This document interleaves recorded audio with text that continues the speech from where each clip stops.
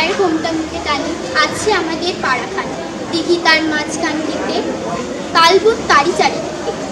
ধুলাগড়ি গ্রাম, ছায়ের ঘোমটা টানি আমাদের গ্রাম।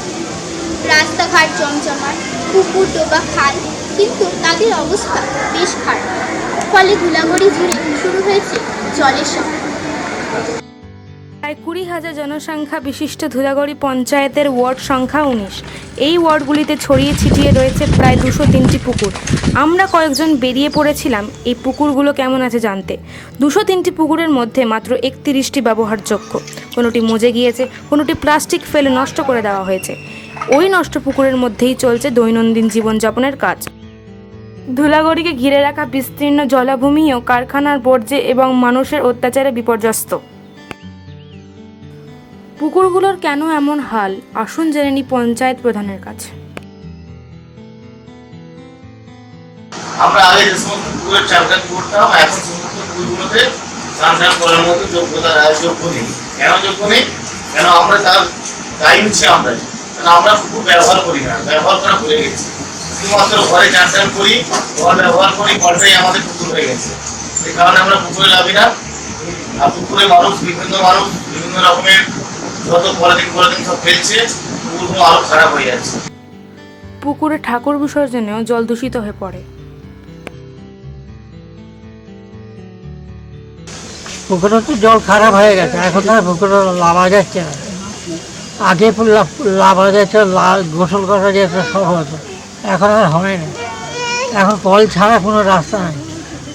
পুকুরে লাভা ধাওয়া সবই হতো, এখন আর কিচ্ছু করতে পারা যায় না, বিষাক্ত হয়ে গেছে। হ্যাঁ, খাওয়া হতো ছোটো বলে, খাওয়াও হতো এই জল দিয়ে।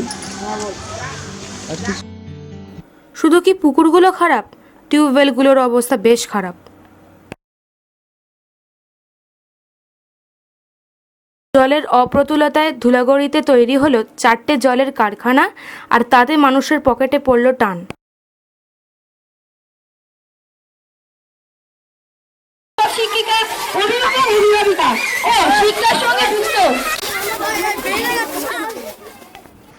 স্কুল থেকে শুরু হলো মানুষকে সচেতন করার কর্মসূচি।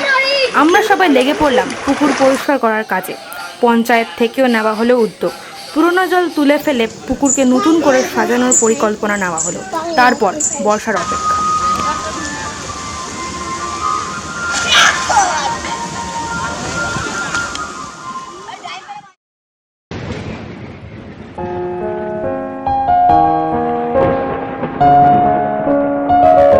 বর্ষার আগমনে পুকুরগুলো জলে টইটুম্বুর করতে লাগলো।